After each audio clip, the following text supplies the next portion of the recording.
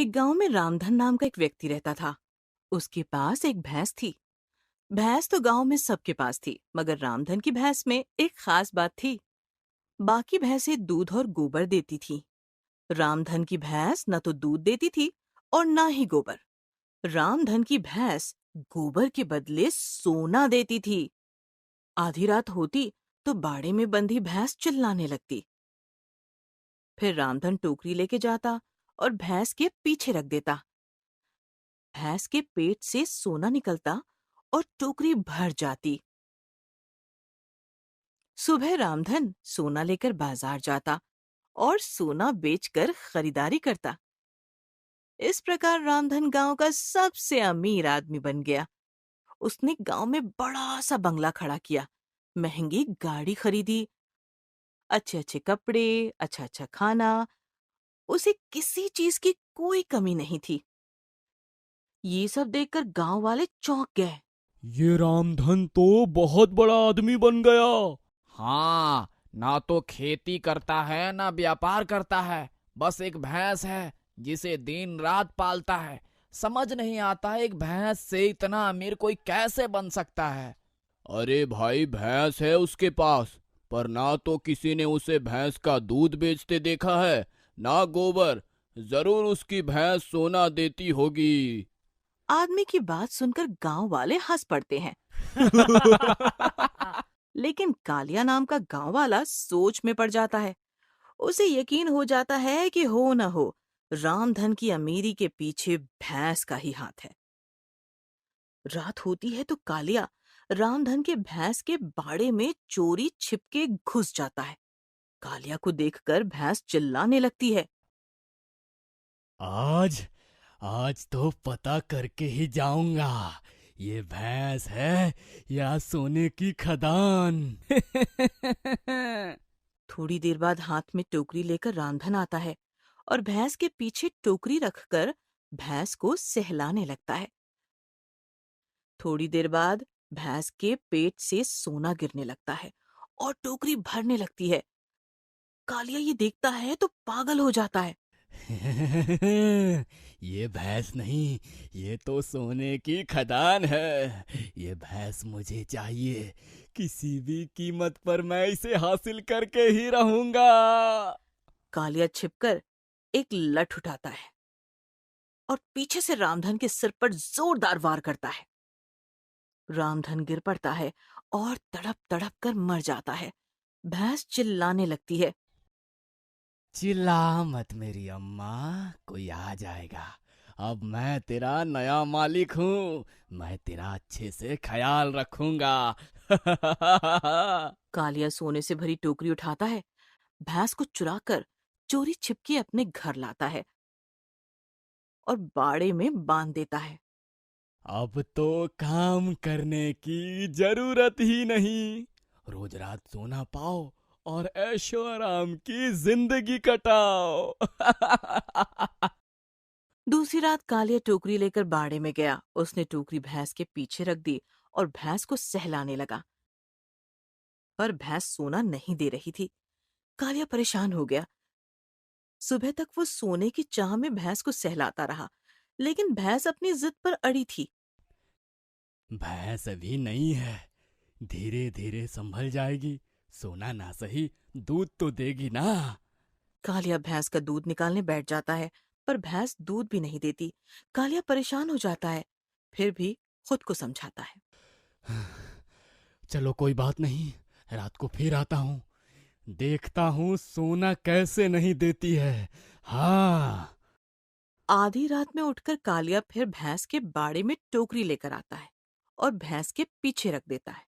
इंतजार करते करते सुबह हो गई, फिर भी सोना नहीं मिला। रोज रात कालिया बाड़े में टोकरी लेकर आता और खाली हाथ लौट जाता। ना तो भैंस कालिया को सोना देती, ना दूध और ना ही गोबर। कालिया गुस्सा हो गया। हाँ, लगता है भैंस बड़ी जिद्दी है, इसलिए सोना नहीं दे रही। पर मैं भी बड़ा जिद्दी हूँ, सोना तो लेकर ही रहूंगा। इतने दिनों से सोना नहीं दिया हैं? हैं, मतलब इसके पेट में ढेर सारा सोना दबा पड़ा है। इसका पेट फाड़ कर सारा सोना निकाल लेता हूँ। हाँ। कालिया सोने के लालच में निर्दयी बन गया। बड़ी सी छुरी लेकर गरीब भैंस का पेट फाड़ने लगा। भैंस चिल्लाने लगी और चिल्लाते चिल्लाते मर गई। कालिया ने भैंस का पेट देखा तो देखता रह गया। भैंस के पेट में सोना था ही नहीं। हैं? अच्छा हुआ मर गई साली। धोखेबाज भैंस रामधन को सोना देती थी और मुझे गोबर तक नसीब नहीं हुआ।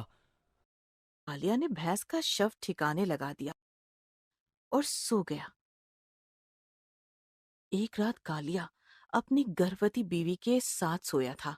अचानक चीखती हुई कालिया की बीवी जाग गई। अरे क्या हुआ? कोई बुरा सपना देखा क्या? आह, बहुत बुरा सपना।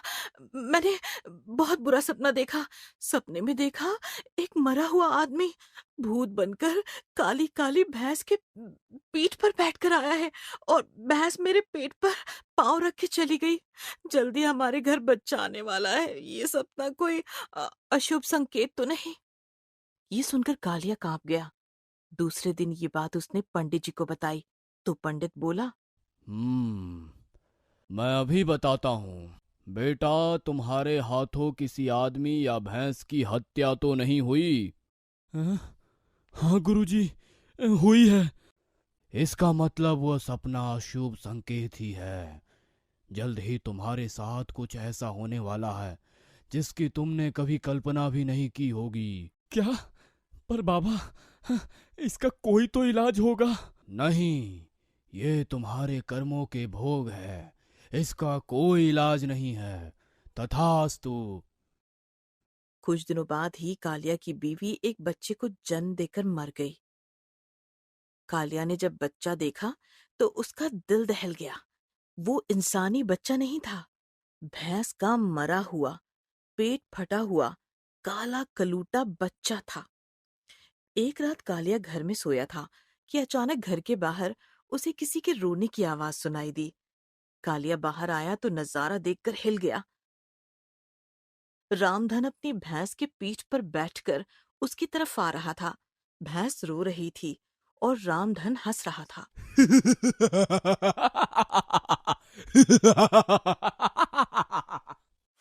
लालची इंसान, मैं तुम्हें नहीं छोड़ूंगी। मेरे मालिक के साथ तुमने मुझे भी मार दिया। जानता है मैं रामधन को सोना क्यों देती थी? जब ये गरीब था और जंगल में भटक रहा था, तब एक शेर के मुंह से इसने मुझे बचाया था। इसलिए मैं सोना देकर इसका एहसान चुका रही थी। इतना कहकर भैंस हंसने लगती है।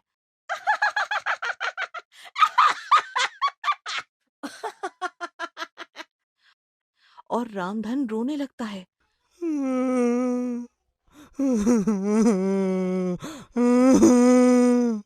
उसकी आवाज सुनकर कालिया का दिल कांप जाता है।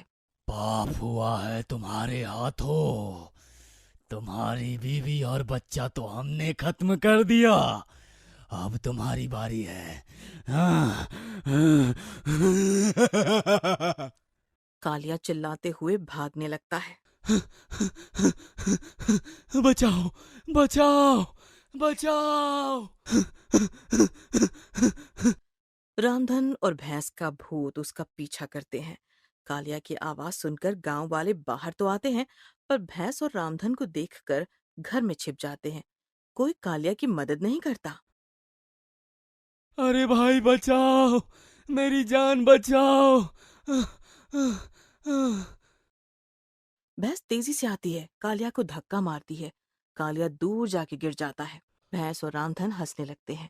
भैंस अपने पैरों से कालिया को मारने लगती है। सींगों से उसका पेट फाड़ती है। खून बहने लगता है। कालिया बुरी तरह जख्मी हो जाता है और मर जाता है। कालिया को मारकर भैंस और रामधन हंसते हुए जंगल की तरफ चले जाते हैं।